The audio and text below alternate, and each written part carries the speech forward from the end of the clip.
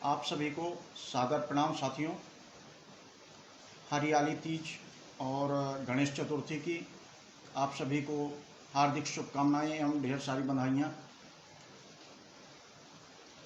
मैं अरुण शर्मा, रामपुर बागेलान, जिला सतना से। वर्तमान समय पर मेरा निजी निवास सिलिकॉन सिटी गणेश आंगन में 408 फ्लैट नंबर पर है। मल्टी का नाम गणेश आंगन है।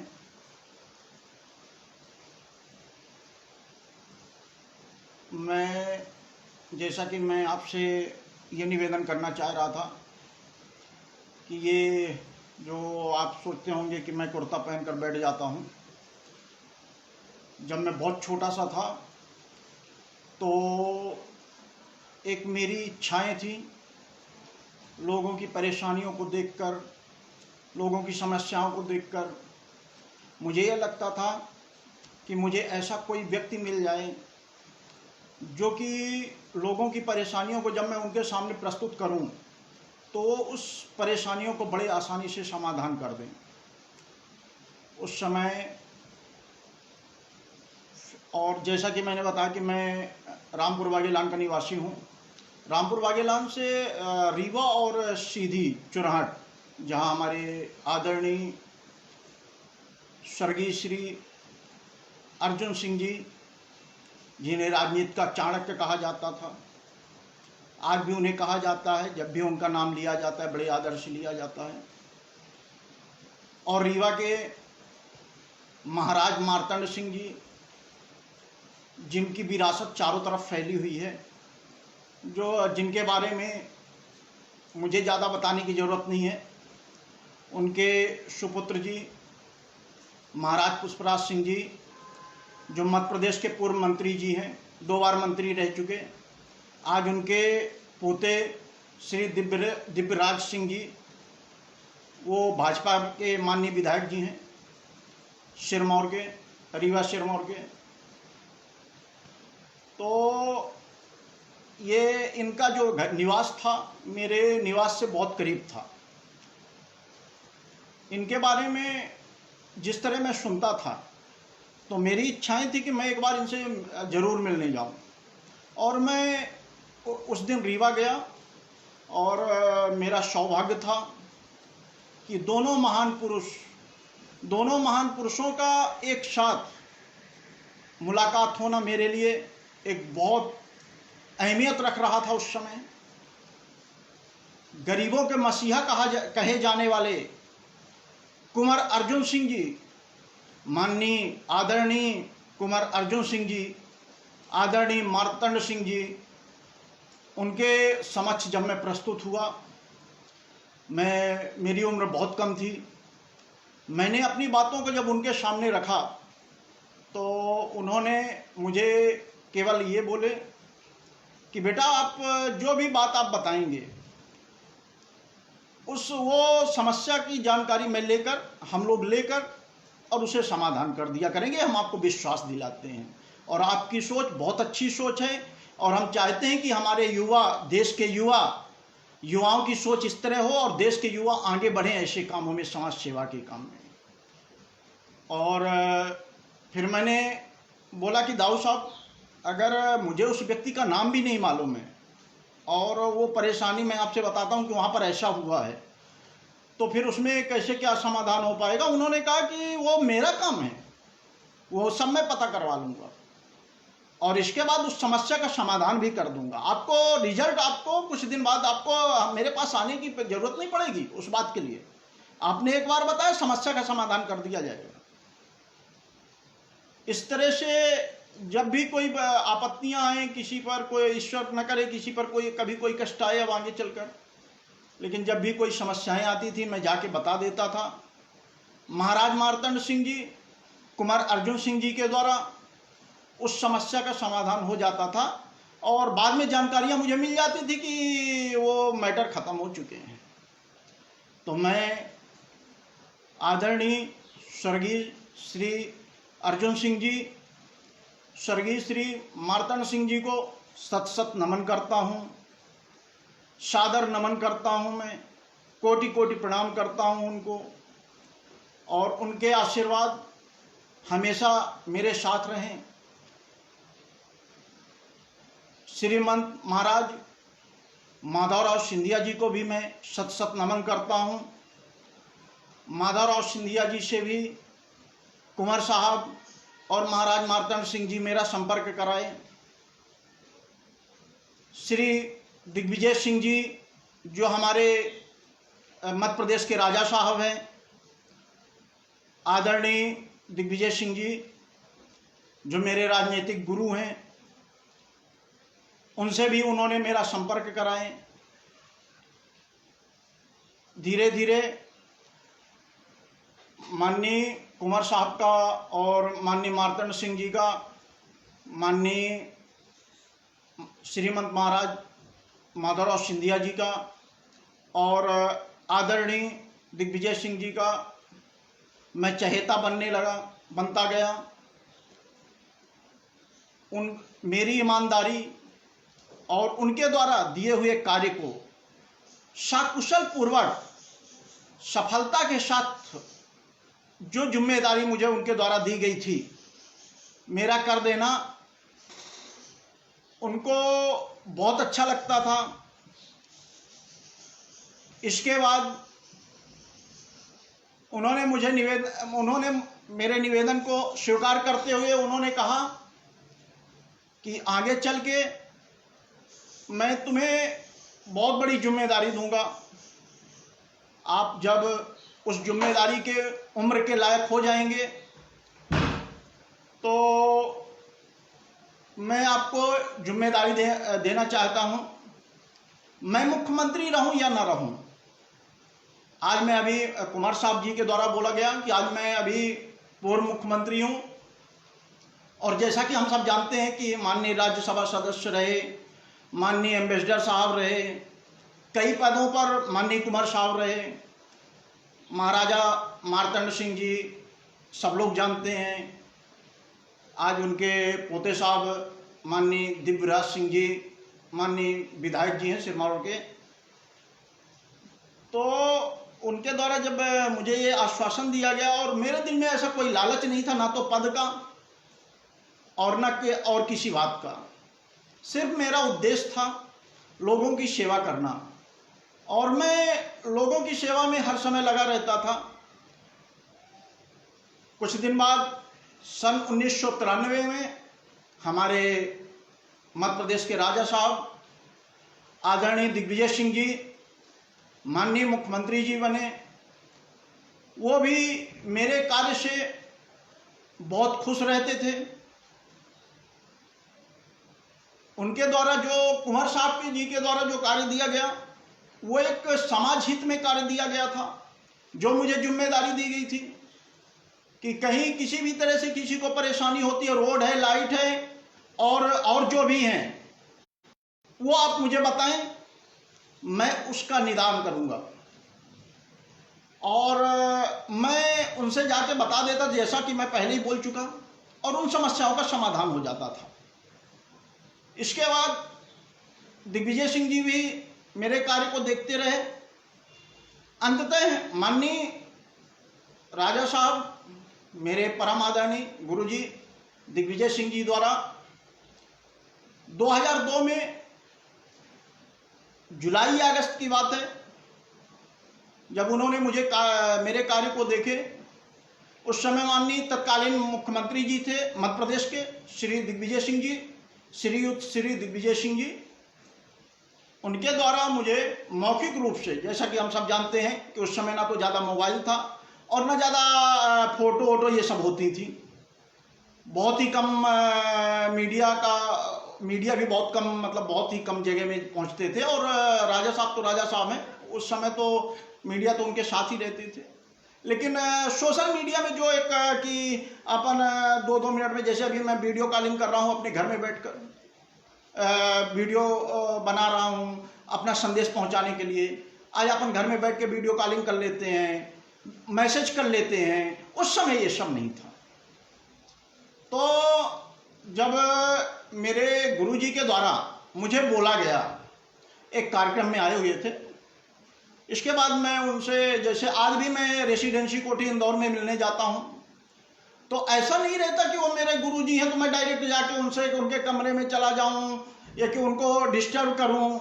मैं बाहर ही खड़ा होता हूं, आज भी मैं बाहर ही खड़ा होता हूं जहां सभी लोग खड़े रहते हैं, और मेरे द्वारा कोई नाम वाम नहीं भेजा जाता है। लेकिन जब भी वो बाहर निकलते हैं तो बराबर वो मेरे पास भले ही एक क्षण के लिए खड़े होते हैं, लेकिन वहां पर एक क्षण के लिए वो खड़े हो जाते हैं और मुझे बड़ा अच्छा लगता है। फिर 2002 जुलाई 2002 की बात है, जुलाई अगस्त की, माननीय दिग्विजय सिंह जी द्वारा मुझे एक पद दिया गया, जो ये मेरा पद है। इस पत्र को मैंने आदरणीय दिग्विजय सिंह जी को मार्च 2019 में 3 मार्च 2019 को रेसिडेंसी कोठी में एक निवेदन के तहत इस पत्र को मैंने दिया था, जिसमें इस लेटर पैड में मेरा पद लिखा हुआ है, जो माननीय दिग्विजय सिंह जी के द्वारा मुझे मौखिक रूप से दिया गया था। फिर उन्होंने मुझे इस पद देने के बाद जब वो बोले कि मैं आपको नियुक्त करता हूं और आपका कार्य ये रहेगा, जब उन्होंने कार्य को मुझे बताएं, उनके निर्देश हुए, आदेश हुए, तो जैसे कभी मुझे कोई बात, मैं ज़्यादा उम्र थी नहीं उस समय मेरी,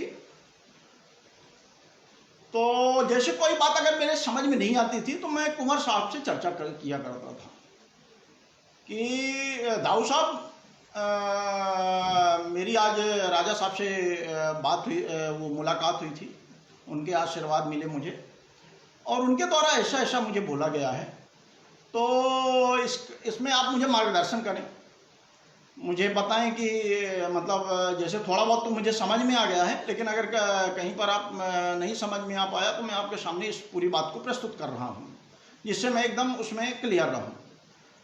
फिर माननीय कुंवर साहब मुझे बताए कि ये जो आपको पद दिया गया है, इस पद में आपको इस बात को ध्यान रखना है कि मंत्री, विधायक, सांसद जी जो समाज की सेवा करते हैं, जो अच्छे हैं, वो हमेशा अच्छे ही हैं, उनसे तो कभी किसी को तकलीफ होनी ही नहीं है। लेकिन ये मत भूलिए कि राजनीति में कुछ लोग अपने बचाव के लिए, अपने गुंडागर्दी को बढ़ाने के लिए, अपने गलत कामों को बढ़ाने के लिए, ऐसे लोग भी राजनीति में आ चुके हैं, ऐसे लोग भी राजनीति में आ चुके हैं, इस बात को ध्यान रखिएगा आप। तो ऐसे लोगों के कार्य पर आपको कार्य कामों पर ध्यान रखने के लिए ये पद दिया गया है। वो विधायक हैं, मंत्री हैं, सांसद हैं, अगर वो गलत काम करते हैं, उनके द्वारा या तो वहाँ पर कहीं भी किसी भी अधिकारियों को, किसी भी कर्मचारियों को या किसी भी व्यक्ति को, साधारण व्यक्ति को या किसी भी समाज सेवा को परेशान किया जाता है, तो आप उसकी जानकारी संबंधित अधिकारियों को, संबंधित पदाधिकारियों को देंगे, उन्हें अवगत कराएंगे कि कहाँ पे क्या हो रहा है। ये आपका वर्क रहेगा। इसके बाद आप अगर जैसे आपको ये जानकारी मिली है कि इस विभाग के लोग इस विभाग के लोगों को परेशान कर रहे हैं, इस अधिकारी के द्वारा, इस कर्मचारी को, कि इस व्यक्ति के द्वारा इन अधिकारियों को इस तरह से कहीं भी ऐसी कोई बात होती है, तो आप संबंधित अधिकारी जी को, जो कि बड़ी पोस्ट में है, उनको आप बताएंगे। और अगर किसी व्यक्ति के द्वारा परेशान किया जाता है तो आप वो भी बात आप ऊपर बताएंगे। इसके बाद फिर आप शासन प्रशासन, आपकी इस पोस्ट में शासन प्रशासन के समस्त अधिकारियों का ऊपर से लेकर नीचे तक, मेरा कहने का मतलब, दाऊ साहब बोले कि मेरा कहने का मतलब है कि पियून जो चपरासी होते हैं, हम सबकी मदद करते हैं। वहां से लेके IAS IPS अधिकारी जी तक आपको किसी भी तरह की परेशानी होती है या कि लोगों को परेशानी होती है, आप वहां तक बातों को पहुंचाना, ये आपका वर्क रहेगा। किसी भी तरह से, किसी भी विभाग में ये आपका काम है। और इन सब की आपको पर्याप्त सहयोग रहेगा, क्योंकि अभी जो नियुक्ति आपकी हुई है उसकी जानकारी श्री दिग्विजय सिंह जी द्वारा माननीय शासन प्रशासन को दे दी जाएगी कि उनको नियुक्त कर दिया गया है, और शासन प्रशासन के समस्त अधिकारी जी लोगों का पूरा सहयोग आपके साथ रहेगा। क्योंकि ये जो प्रतिनिधि आपको नियुक्त किया गया है सरकार के द्वारा किया गया है, तो शासन प्रशासन आपका पूरा सहयोग करेंगे। और जैसे हम सब जानते हैं कि जिस तरह अभी हमने कहा कि राजनीति में 2-4 लोग आ चुके हैं, ऐसे लोग जो अपने गलत काम को बढ़ाने के लिए, उसी तरह हर विभागों में 1-2 लोग 4 लोग गलत लोग आ चुके हैं, जो दहशत को बनाने के लिए उन लोगों के इशारों पर, या कि अपनी दहशत बनाने के लिए, या कि कुछ लोग जो उसका मतलब कानून व्यवस्था को बिगाड़ने का प्रयोग, कानून व्यवस्था को बिगाड़ना चाह रहे हैं, ऐसे लोगों के इशारे पर काम करने वालों पर की जानकारियां आप शासन प्रशासन को, माननीय मुख्यमंत्री जी को और शासन प्रशासन के सभी माननीय अधिकारी जी लोगों को आप देंगे। और आपके एक भी आवेदन देने के बाद समस्त अधिकारी जी लोग सख्ती से कार्रवाई करेंगे उस आवेदन पर जो आपके द्वारा दिया जाएगा। और जैसे अभी आप बैचलर हैं, अभी आपकी शादी नहीं हुई, भविष्य में जब आपकी शादी होगी तो इस कार्य के कारण आपको और आपके परिवार को कभी कोई परेशानी नहीं आएगी। प्रदेश के मुख्यमंत्री जी, प्रदेश के मंत्री जी, प्रदेश के विधायक और पंचायत से लेके ऊपर तक, विधानसभा लोकसभा तक, केवल बात ये नहीं है कि आपको मध्य प्रदेश का पद दिया गया है, आपके सहयोग में मतलब विधानसभा से लेके मुख्यमंत्री जी से लेके प्रधानमंत्री जी तक आपका सहयोग करेंगे। इसलिए आपको कभी भी किसी भी बात की चिंता करने की जरूरत नहीं है, और एकदम निर्भीक होकर अपने कार्य को सकुशल पूर्वक सफल करना है।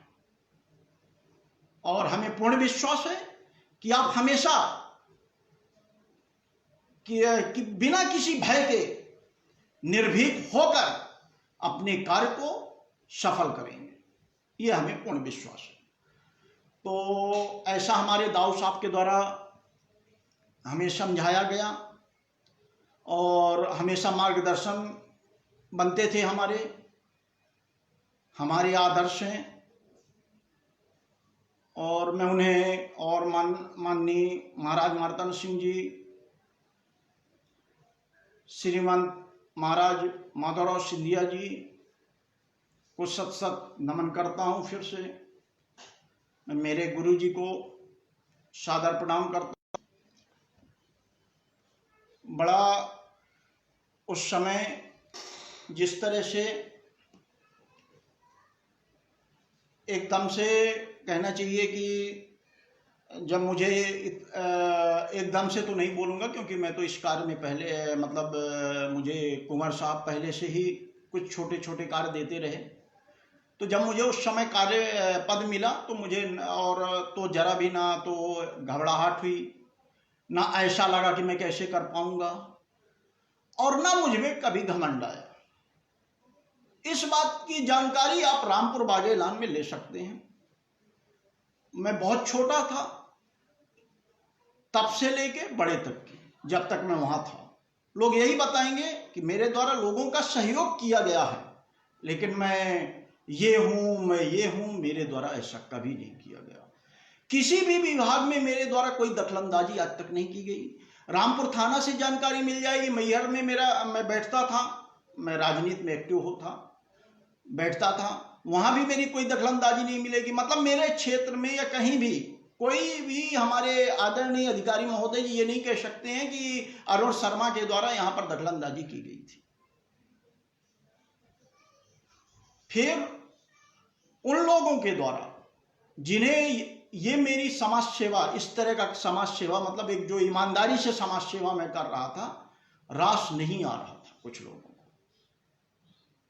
फिर उन्हीं कुछ लोगों ने ऐसा षड्यंत्र किया मुझे रास्ते से हटाने के लिए कि रीवा में मेरे खिलाफ केस लग गया, जिसमें कई, अब क्या बोले, लेकिन जब जांच हुई तो पता चला कि जितने भी आरोप लगाए गए हैं वो सब गलत हैं, निराधार हैं, कोई आधार ही नहीं है।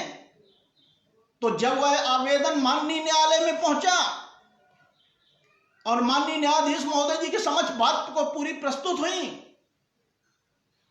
तो माननीय न्यायाधीश महोदय जी बोले कि जब ये मेरे वकील साहब को माननीय टीआई साहब के द्वारा पूरी जानकारी दी गई थी, क्योंकि फिर मैंने जमानत की तैयारी करवाने लगा था, तो बोले कि उनके द्वारा यही बोला गया कि जो व्यक्ति, जो जांच पूरी ली गई माननीय पुलिस अधिकारी जी द्वारा, थाना प्रभारी जी द्वारा, और इतने सारे जो इनकी पूरा बायोडाटा, इनका जो पूरी जानकारियां निकली हैं, उसमें तो जो व्यक्ति समाज सेवा कर रहा है वो अपने पैसे से कर रहा है। इतने बड़े लोगों से संपर्क होने के बाद कभी उनसे लालच नहीं किया, और समाज सेवा के लिए उनके घर की आर्थिक स्थिति बहुत अच्छी ना होने के कारण, या कि उनको पैसा ना मिलने के कारण, वो समाज सेवा करने के लिए स्वयं पार्ट टाइम जॉब करते थे प्राइवेट। ऐसे व्यक्ति को अगर फंसाया गया है तो भविष्य में कभी भी उनके साथ ये लोग खेल खेल सकते हैं, कोई भी। तो अगर ये ऐसा उनके साथ कभी भी भविष्य में ऐसा कुछ होता है तो न्यायालय सख्ती से ऐसे लोगों के खिलाफ कार्रवाई करेगी, और उनके खिलाफ पुलिस कार्रवाई जो हो सके पुलिस अपनी तरफ से कार्रवाई करे। उन लोगों के खिलाफ जो उनके अरुण शर्मा के खिलाफ इतना बड़ा षड्यंत्र किए थे, हो सकता है वो आगे चल के भविष्य में भी करें। तो बस मैं यही कहूँगा कि मैं आप सब लोगों का, आप सभी का आशीर्वाद, मेरे आशीर्वाद बना रहे, मेरे गुरु जी को चरण स्पर्श, मेरे सभी आदरणीय पूजनीय को चरण स्पर्श, कुमार साहब, श्रीमंत महाराज मार्तंड सिंह जी को, सबको चरण स्पर्श। और मैं आप सभी से निवेदन करता हूं कि आप सभी लोग मेरा हमेशा सहयोग और अपना सहयोग मेरे लिए हमेशा बनाए रखें, अपने आशीर्वाद सहयोग हमेशा बनाए रखें।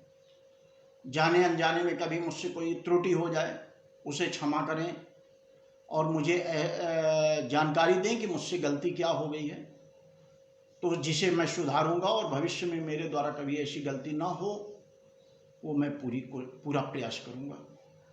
और मेरे द्वारा वृद्धा पेंशन मध्य प्रदेश में जो आज सभी को मिल रही है, वो सिफारिश मेरे द्वारा की गई थी।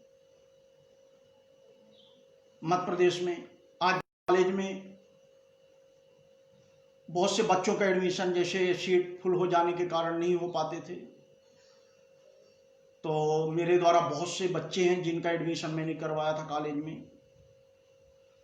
गांव में स्कूलों में कॉलेज जाने के लिए उस समय गांव में इतना पैसा भी नहीं रहता था कि लोग आदमी रोज किराया दे के जा पाए, तो रामपुर बागेलान में मैंने कई बसें खड़ी करवाया था बच्चों को आने जाने के लिए कॉलेज। उस समय बच्चे नहीं, कहीं मैं भी बच्चों की ही उम्र का था, लेकिन मेरे सभी मोटर मालिक साहब लोगों से अच्छे संबंध थे, और मैं वो निवेदन करता था कि ये हमारे देश के भविष्य हैं, ये इनका भविष्य उज्जवल हो। तनख्वाह मतलब कहना चाहिए किराया ना होने के कारण इनका भविष्य अंधकार की तरफ ना जा पाए, तो आप लोग सहयोग करें। तो उनकी तरफ से भी पूरा हाँ कर दिया जाता था। वो बोलते थे कि केवल सवारी को डिस्टर्ब नहीं करेंगे, और कहीं 10 किलोमीटर है, कहीं से सज्जनपुर से 10 किलोमीटर था, रामपुर से 25 किलोमीटर, माधवगढ़ से 8-10 किलोमीटर, इस तरह से इस तरह बाबूपुर कोटा, इस तरह से सभी जो क्षेत्र थे, तो उन्होंने सभी ने कह दिया कि हमारी तरफ से गाड़ियां बच्चों के लिए रोक दी जाएंगी, लेकिन ये है कि सवारी डिस्टर्ब ना हो, इतने बच्चे चढ़ जाया करें। 10-10 मिनट में गाड़ियां लगी रहती हैं, सभी गाड़ियों में आते जाया करें, हमें कोई तकलीफ नहीं है। तो धन्यवाद मैं उनको भी देता हूं, उन सभी उस समय के सभी और अभी के सभी लोगों को, उन सभी बस मालिकों को सादर प्रणाम करता हूं, बहुत बहुत धन्यवाद देता हूं कि हमारे आज गांव से बहुत से बच्चे एक से एक पदों पर पहुंच गए और पढ़ाई करके आगे बढ़े। उसके लिए उन समस्त मोटर मालिकों का भी बहुत बड़ा योगदान था, जिन्होंने बस रुकाकर उन बच्चों को, जिनके पास किराया नहीं रहता था आने जाने के लिए, निःशुल्क उनको लाते जाते थे, ले आते थे और वापस भी लेकर जाते थे। तो उन सबको धन्यवाद है और आप सभी को सादर प्रणाम करता हूं। ईश्वर आप सब पर हमेशा कृपा बनाए रहें, यही मैं निवेदन करता हूं। बहुत बहुत धन्यवाद, सादर प्रणाम आप सभी को सादर।